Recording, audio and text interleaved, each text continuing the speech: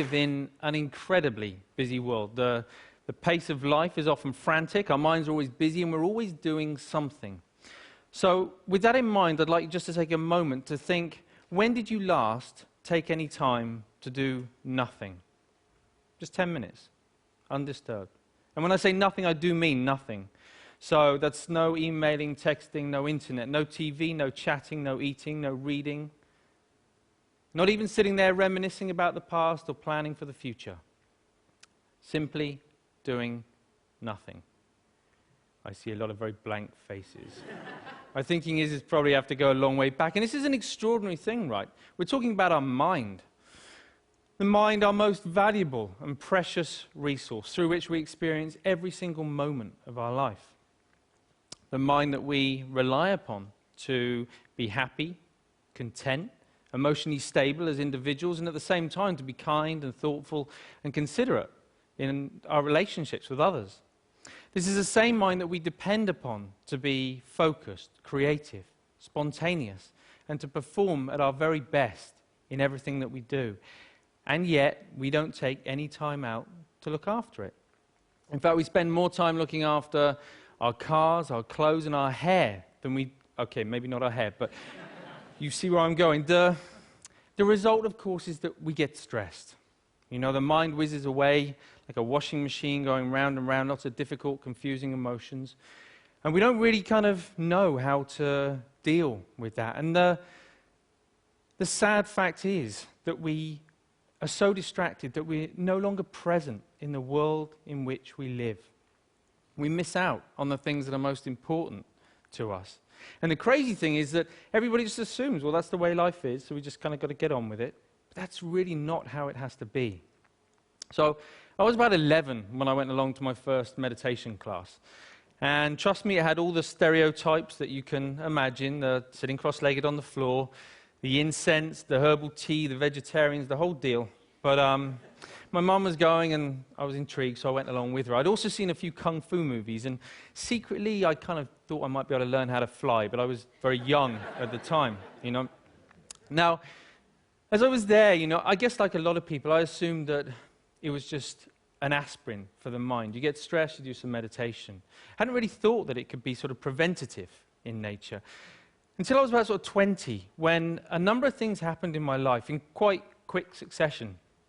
Really serious things, which just flipped my life upside down. And all of a sudden, I was inundated with thoughts, inundated with difficult emotions that I didn't know how to cope with. Every time I sort of pushed one down, another one would just sort of pop back up again. It was a really very stressful time.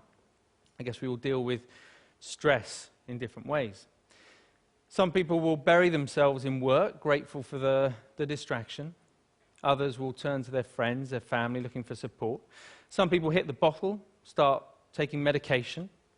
My own way of dealing with it was to become a monk. So I quit my degree, I headed off to the Himalayas, I became a monk, and I started studying meditation. People often ask me, you know, what I learned from that time. Well, obviously it changed things, you know. Let's face it, becoming a celibate monk is going to change a number of things. But it was more than that. You know, it taught me, it gave me a greater appreciation and understanding for the present moment. By that, I mean not being lost in thought, not being distracted, not being overwhelmed by difficult emotions, but instead learning how to be in the here and now, how to be mindful, how to be present. I think the present moment is so underrated. It sounds so ordinary, and yet we spend so little time in the present moment that it's anything but ordinary. There was a research paper that came out of Harvard just recently that said on average our minds are lost in thought almost 47% of the time. 47%. At the same time, this sort of constant mind wandering is also a direct cause of unhappiness. Now, we're not here for that long anyway, but to spend almost half of our life lost in thought and potentially quite unhappy, don't know, it's just me, it kind of seems tragic, actually, especially when there's something we can do about it. When there's a positive, practical, achievable, scientifically proven technique which allows our mind to be more healthy, to be more mindful, and less distracted. And the beauty of it is that even though it kind of need only take about 10 minutes a day, it impacts our entire life. But we need to know how to do it. We need an exercise, we need a framework to learn how to be more mindful. That's essentially what meditation is.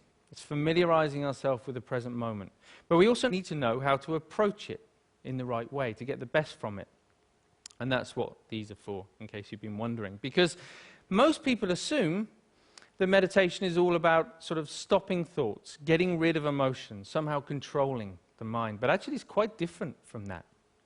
It's more about sort of stepping back, sort of seeing the thought clearly, witnessing it coming and going, emotions coming and going without judgment, but with a relaxed, focused mind. So for example, right now, if I focus too much on the balls, then there's no way that I can relax and talk to you at the same time. Equally, if I relax too much talking to you, then there's no way I can focus on the balls. I'm going to drop them.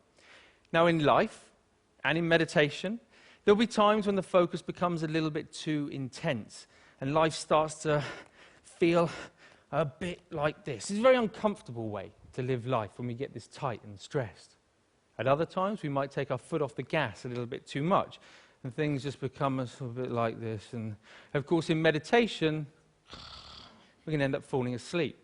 So we're looking for a balance of focused relaxation where we can allow thoughts to come and go without all the usual involvement. Now, what usually happens when we're learning to be mindful is that we get distracted by a thought. Let's say this is an anxious thought.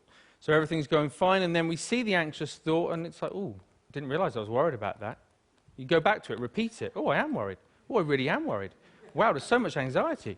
And before we know it, right, we're anxious about feeling anxious. You know, this is crazy.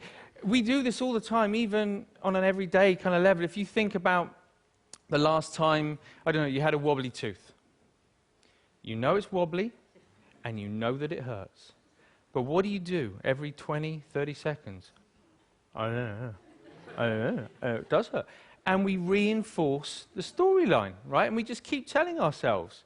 And we do it all the time, and it's only in learning to watch the mind in this way that we can start to let go of those storylines and patterns of mind. But when you sit down and you watch the mind in this way, you might see many different patterns. You might find a mind that's really sort of restless and the whole time. You know, don't be surprised if you feel a bit agitated in your body when you sit down to do nothing and your mind feels like that. You might find a mind that's very sort of dull and boring, and it's just almost mechanical. It just sort of seems it's as if you're just sort of getting up, going to work, eat, sleep, get up. Or it might just be that one little nagging thought that just goes round and round and round to your mind. Whatever it is, meditation offers the opportunity, the potential to step back and to get a different perspective, to see that things aren't always as they appear. You know, we can't change every little thing that happens to us in life, but we can change the way that we experience it. That's the potential of meditation, of mindfulness. You don't have to burn any incense, and you definitely don't have to sit on the floor. All you need to do is to take 10 minutes out a day to step back, to familiarize yourself with the present moment so that you get to experience a greater sense of focus, calm, and clarity in your life. Thank you very much. Thank you.